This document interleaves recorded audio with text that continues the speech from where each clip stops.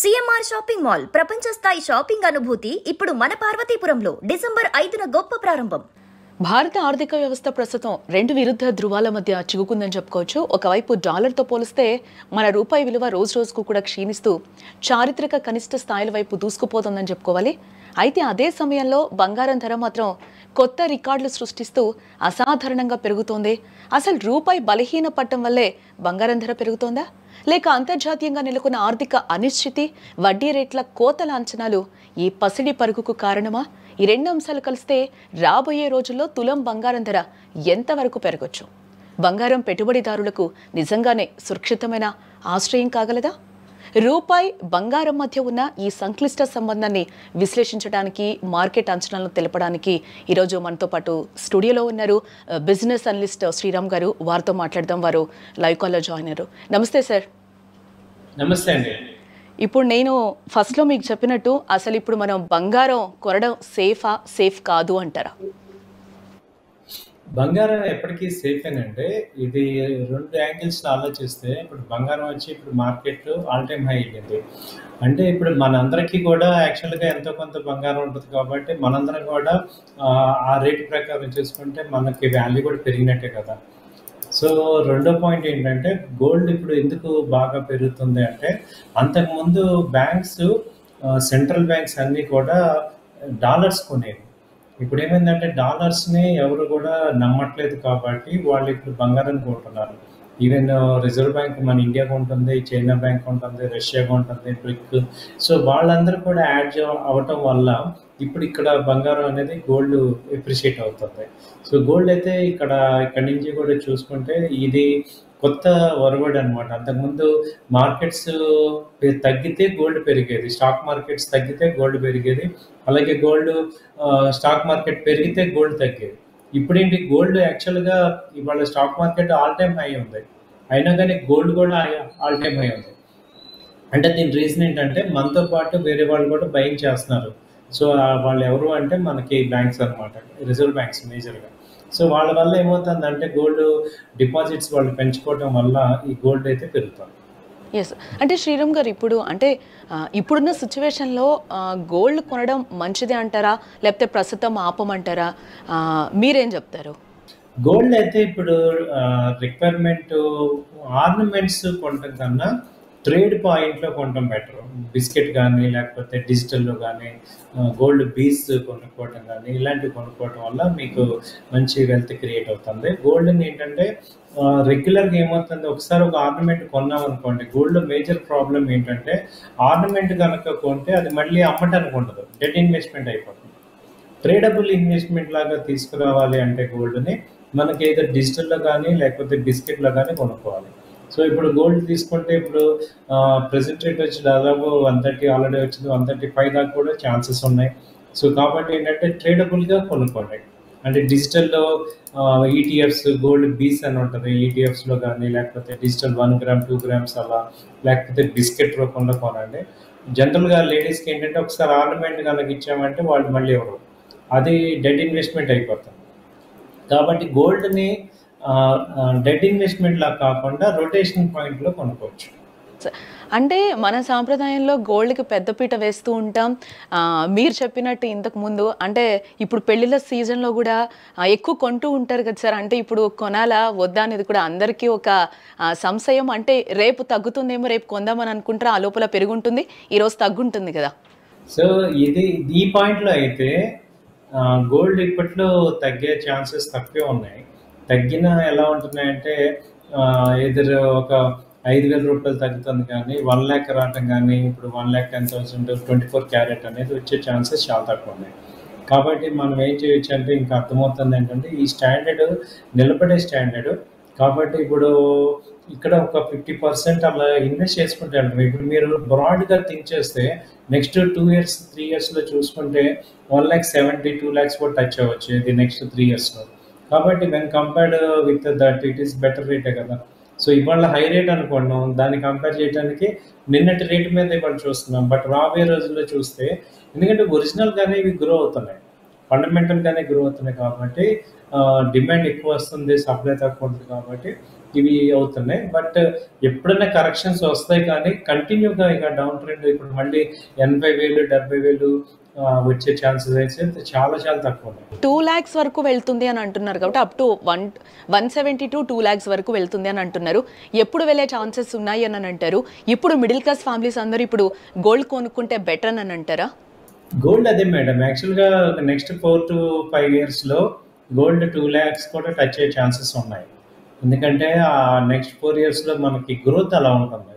So కాబట్టి ఇప్పుడు middle class కానీ అబోవ్ మిడిల్ క్లాస్ కానీ గోల్డ్ పాయింట్ ఆఫ్ వ్యూ ఏంటంటే ఫ్రీ అమౌంట్ ఇన్వెస్ట్ చేసుకోండి, మీ యొక్క ఫ్రీ అమౌంట్స్. అంతేగాని ఇప్పుడు గోల్డ్ కొందాము అంటే మనకి ఇప్పుడు ఏంటంటే అసెట్ అలొకేషన్ పాయింట్ ఆఫ్ వ్యూలో తీసుకుంటే అసెట్స్ బిల్డ్ చేయాలంటే మనకి గోల్డ్ కూడా తీసుకోవాలి. గోల్డ్ని మనం ఇవాళ చూడాల్సిన పద్ధతి ఏంటంటే ఇది కూడా ఒక అసెట్ అలొకేషన్ లాగా తీసుకోండి. గోల్డ్ కొనాల్సిందే కంపల్సరీ ఒక 20% 30% ఇన్వెస్ట్మెంట్స్ గోల్డ్ మీద పెట్టుకుంటేనే బెటర్ మనకి. మీరు లాస్ట్ 6 months చూస్తుంటేనే డిఫరెన్స్ అర్థమవుతుంది.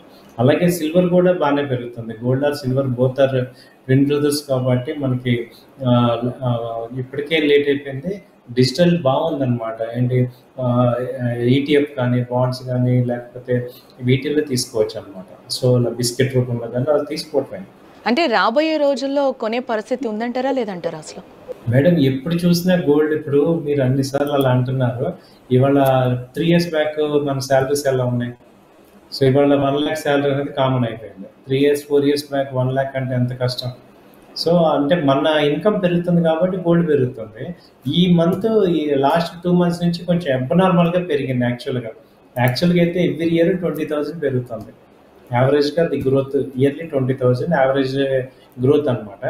సో ఈ ఇయర్ ఏమైందంటే 26 ఎండింగ్లో రావాల్సిన రేట్ ఈ ఇయర్ వచ్చేసింది. దానివల్ల ఏమవుతుందంటే ఒక్కసారి 40,000 పెరిగేపాటికి కొంచెం అబ్నార్మల్గా ఉంది. యాక్చువల్గా ఇది ఏంటంటే 1,20,000 1,10,000 ఆ రేంజ్ యాక్చువల్గా ఉండాలి. 30 దాకా వెళ్ళిపోయింది.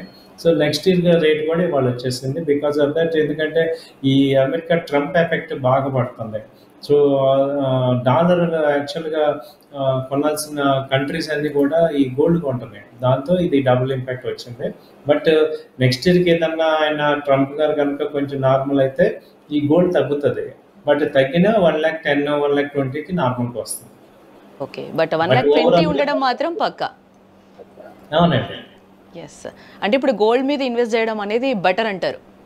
గోల్డ్ ఇన్వెస్ట్ అంటే ఎలా చేయాలంటే ఇప్పుడు ఇక్కడ నుంచి మళ్ళీ ఒక 5,000 తగ్గినా కానీ తట్టుకోవాలి. అంటే మన ఫైనాన్షియల్ కెపాసిటీ ఇప్పుడు ఈ ట్రేడ్ లాగా చేయొద్దు. అంటే ఒక ఇన్వెస్ట్ చేసాము, పెరిగితే అమ్ముకుందాం, లేకపోతే వెయిట్ చేయండి. సో మళ్ళీ డౌన్ అయితే మళ్ళీ బై చేసేటట్టు ప్లాన్ చేసుకోండి. అంటే ఒక 2 years ఆర్జన్లో మనం వెయిట్ చేసేటట్టు కొనుక్కోవాలి, షార్ట్ టర్మ్ కాదు. ఓకే, షార్ట్ టర్మ్ ట్రేడ్ కాకుండా మనం చేసుకోవాలి. సార్, ఇంకా మనం డాలర్ విషయానికి వస్తే రూపాయి అయితే బలహీనపడుతుంది. ఏంటి అసలు దీనికి మీరేం చెప్తారు?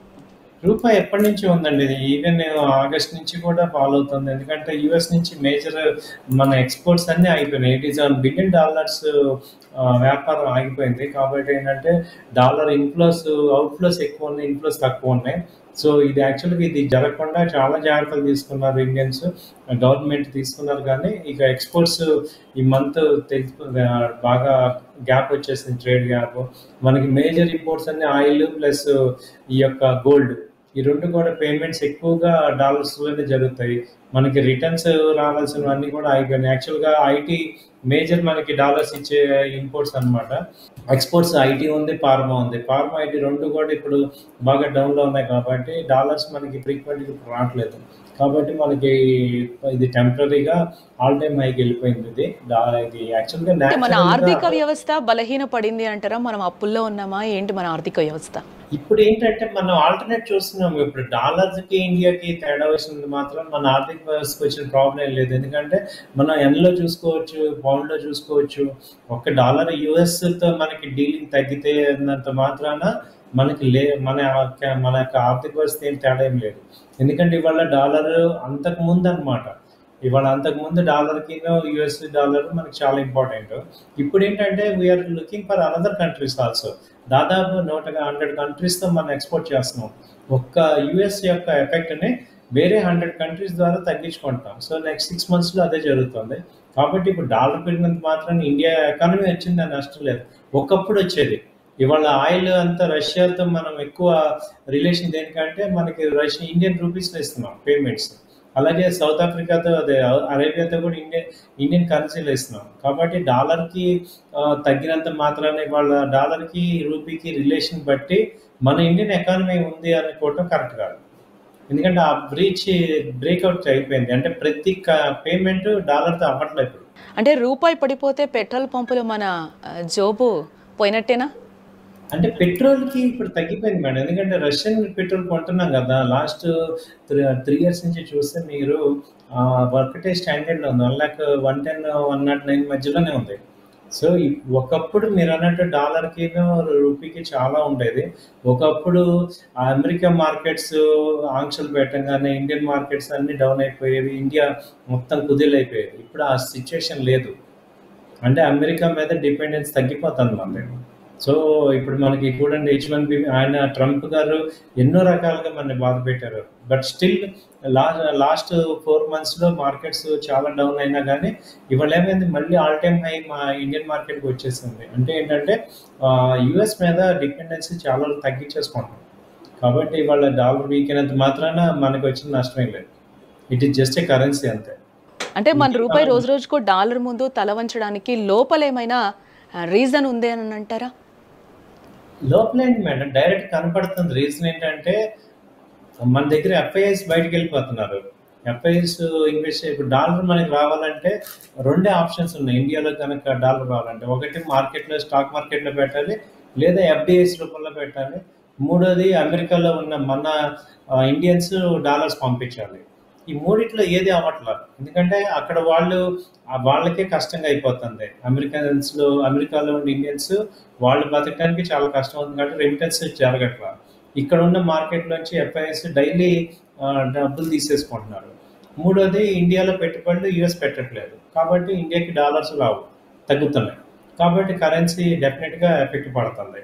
ఆర్బీఐ ఇంటర్వెన్షన్ అవ్వచ్చు, కానీ ఆర్బీఐ దగ్గర కూడా తక్కువే ఉన్నాయి. కాబట్టి వాళ్ళు ఇంటర్వ్యూని అవ్వట్లేదు.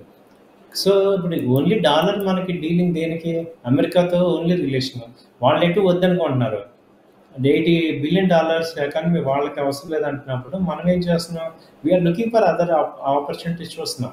ఒకప్పుడు ఏంటంటే వాళ్ళకి తలకాయ ఉంచేసేసి వాళ్ళు చెప్పినవన్నీ చేసే పరిస్థితిలో ఉన్నాం. ఇవాళ లేవు. లాస్ట్ 3 months నుంచి ట్రేడ్ డీల్ జరగలేదు, ఆగింది. అలాగే అంటున్నాం. బట్ ఇవాళ మనకి రష్యన్ ప్రెసిడెంట్ ఇవాళ మన ఇండియా టూర్లో ఉన్నారు. ఇట్ షోస్ ఇవాళ డాలర్ డిపెండెన్సీ లేదు. It shows India original strength కనపడుతుంది. కాబట్టి వాళ్ళు మన ఏదో కొంచెం ఇంకొక 2-3 నెలలు టెన్షన్ పెడతారు, కానీ తర్వాత వాళ్ళు కూడా నార్మల్ అవుతారు. ఇవాళ India is looking in a different way. మీరు అన్నట్టు ఏంటంటే లాస్ట్ 3 years బిఫోర్ ఇదంతా స్టోరీ కరెక్ట్, కానీ ఇవాళ ఈ స్టోరీ కరెక్ట్ కాదు. సో డాలర్ తగ్గినా పెద్ద నష్టం ఏంటి. ఓకే సార్, ఫైనల్గా గోల్డ్ కొనే వాళ్ళకి సామాన్యులకి మీరు ఫైనల్గా ఏం చెప్తారు?